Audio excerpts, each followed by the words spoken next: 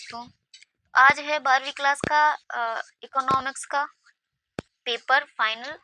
और अभी हमें मिला है ये पेपर सेट डी है और अर्थशास्त्र का है 2026 का। तो आइए देखते हैं कि ये पेपर किस प्रकार से आया है।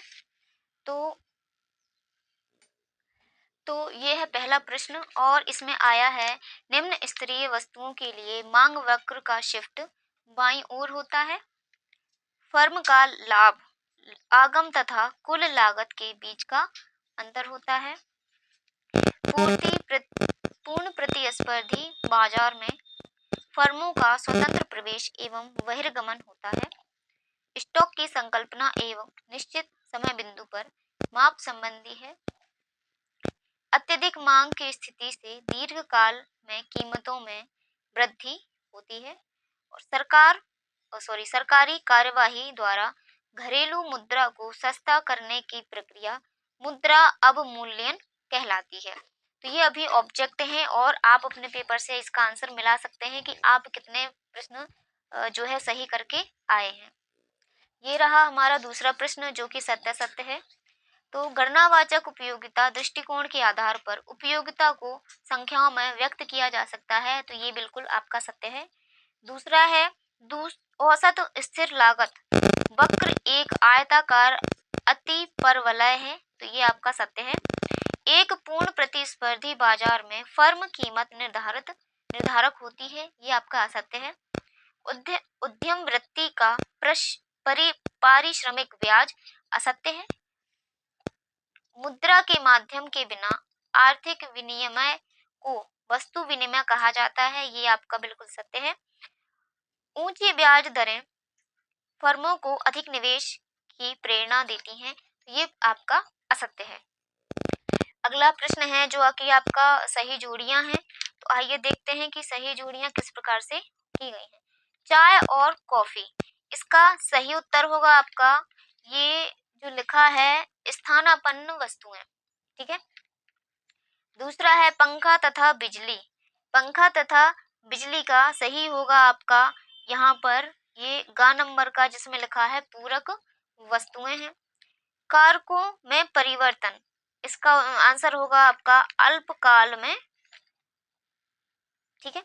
कुल संप्राप्ति, चौथे नंबर का सही होगा आपका कुल निर्गत गुणे बाजार कीमत। अगला है निवल अप्रत्यक्ष कर, ये निवल अप्रत्यक्ष कर में आ जाएगा अप्रत्यक्ष कर और उत्पादन। अगला है सीमांत उपभोग प्रवृत्ति का मान, तो आपका छठवां नंबर का सही है 0 से 1 के बीच। इसमें अगला है एक मुद्रा की दूसरी मुद्रा में कीमत, इसका सही है विदेशी विनिमय दर। ये है आपकी जोड़ियां, तो आप अपने पेपर से इसको मिला सकते हैं कि आपने कितने सही किए हैं। इसके बाद ये इतना सारा लिखा हुआ है, ये है आपके एक वाक्य में उत्तर। तो इसमें आपको दिया गया है कि सीमांत प्रतिस्थापन की दर का सूत्र लिखना है, तो ये आपका जो है सूत्र है। फिर है दीर्घकालीन लागतें क्या होती हैं, तो ये दीर्घकालीन लागतें वे लागतें हैं जो उत्पादन के सभी कारकों को बदलने के लिए पर्याप्त समय अवधि में होती हैं। इसी के साथ अगला प्रश्न है, श्रम बाजार में मजदूरी दर का निर्धारण किस बिंदु पर होता है, तो ये लिखा है यहाँ पर श्रम बाजार में मजदूरी दर का निर्धारण उस बिंदु पर होता है जहाँ श्रम की मांग का और श्रम की आपूर्ति बराबर होती है। अगला प्रश्न है, मुद्रास्फीति क्या है, तो मुद्रास्फीति वह स्थिति है जिसमें समय के साथ वस्तु और सेवाओं की सामान्य कीमत स्तर में निरंतर वृद्धि होती है जिससे मूल्य कम हो जाता है, ठीक है। अगला है भारत में करेंसी का निर्गमन कार्य करने वाली संस्था का नाम क्या है, तो आपका भारतीय रिजर्व बैंक इसमें इसका आंसर है। अगला है सीमांत बचत प्रवृत्ति किसे कहते हैं, तो सीमांत बचत प्रवृत्ति आय में परिवर्तन के कारण बचत में होने वाले परिवर्तन का अनुपात है। अगला है संतुलित बजट किसे कहते हैं, संतुलित बजट वह बजट है जिसमें सरकार की कुल अनुमानित व्यय के बराबर होती है। तो ये आपके एक वाक्य में आंसर हो चुके हैं। इसके बाद दिया गया है प्रश्न नंबर 5, जिसमें आपके सही विकल्प दिए गए हैं। तो प्रत्येक अर्थव्यवस्था में संसाधनों के वैकल्पिक उपयोगों हेतु चयन की समस्या का मुख्य कारण क्या है? तो इसमें आपका ऑप्शन नंबर बा, संसाधनों की दुर्बलता, सही है। अगला प्रश्न है उच्च अनधिमान वक्र उपयोगिता में निम्नलिखित स्तर को दर्शाता है। किस स्तर को? तो इसमें आपका आ सही है, उच्च स्तर को दर्शाता है। अगला है किसी दूसरे सर्वश्रेष्ठ कार्य से प्राप्त त्यागा गया लाभ क्या होता है? तो अवसर लागत होता है। इसमें आपका सा सही है। फिर है किसी अर्थव्यवस्था में निर्गतों एवं रोजगार के स्तरों में निरंतर गिरावट की स्थिति क्या कहलाती है? महामंदी कहलाती है। फिर है समव्यवहार में के लिए सबसे तरल और आसान मुद्रा की माप है? तो M1 है। फिर है भारत में वस्तु एवं सेवा कर निम्नलिखित में से किस वर्ष लागू हुआ था? तो 2017 में ये लागू हुआ था। उसके बाद आप देख सकते हैं ये आपका बाकी पूरा पेपर है। तो आप इसमें ऑब्जेक्ट, खालिस्तान, सभी जो ऑब्जेक्टिव टाइप के क्वेश्चन आते हैं आप उसको मिला सकते हैं। और ये आपका पेपर है 2026 का अर्थशास्त्र कक्षा 12 का।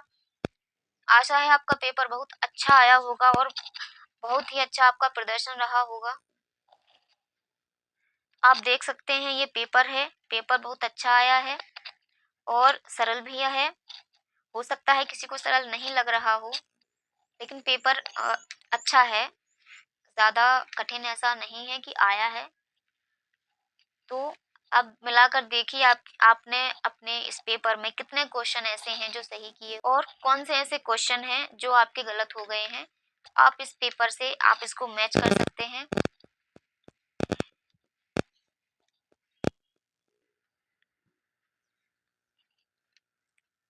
यह आपका 18वां प्रश्न है, 19वां है। तो आप देखते जाइए कि किस प्रकार से आपका प्रश्न पत्र इस बार आया हुआ है। अब की बार का पेपर आपका राजनीति का है। जिनका राजनीति है तो आप अगले पेपर की तैयारी भी बहुत अच्छे से कीजिए ताकि आपका अगला प्रश्न पत्र भी बहुत अच्छा।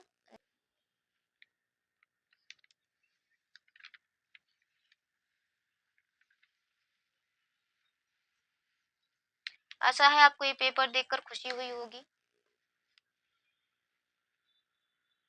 तो मिलते हैं अगले पेपर में अगले नए वीडियो के साथ। जब तक के लिए नमस्कार और जुड़े रहिए हमारे चैनल से ताकि आपको पहली बार में पहले वीडियो में ही हमारा वीडियो मिल जाए। जब तक के लिए नमस्कार।